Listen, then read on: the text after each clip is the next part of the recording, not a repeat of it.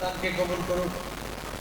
আল্লাহ তাদের সকলের নেক আশা উদ্দেশ্য, এটা নাম বললেন একটা বাচ্চা ছিল 200 টাকা দিয়ে গেছে, আল্লাহ তাদের দানকে কবুল করুক। আল্লাহুম্মা আমিন। ইয়া রাসূলুল্লাহ ইয়া হাবিবাল্লাহ। অধুপা বিবি তিনি বলছেন ভুট্টা দিবেন 40 কিলো, লিখেন এটা। আল্লাহ তার দানকে কবুল করুন, বলেন আল্লাহুম্মা আমিন। অধুপা বিবি ছেলের জন্য, এরা কি 50 টাকা লিখে চাই?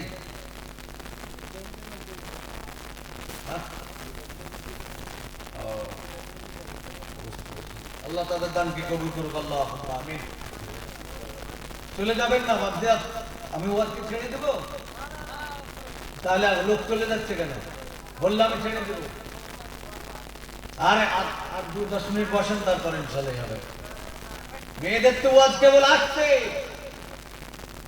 বাচ্চারা ভাইরা প্রচুর মহিলা আছে, ওই জন্যই তো করছে ইনশাআল্লাহ।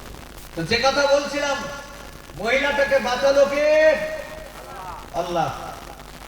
কি বলছে 2000? মাশাআল্লাহ। তো বাচ্চারা ভাইরা আমার সোনার লালেরা, তো আল্লাহ বাঁচিয়েছেন। সত্যি আমি আপনি যদি আল্লাহওয়ালা হই, আল্লাহ বাঁচাবেন না? বাঁচাবেন না? বাঁচাবেন, 100% শিওর বাঁচাবেন। তারপর আল্লাহর নবী তিনি বললেন, এই নামাজের পরে বিশ্ব নবী জনাব রাসূলুল্লাহ সাল্লাল্লাহু আলাইহি ওয়াসাল্লাম তিনি বললেন, নামাজের পরে আল্লাহর নবী বললেন, পবিত্র মাহে রমজান মাসে রোজা রাখতে হবে।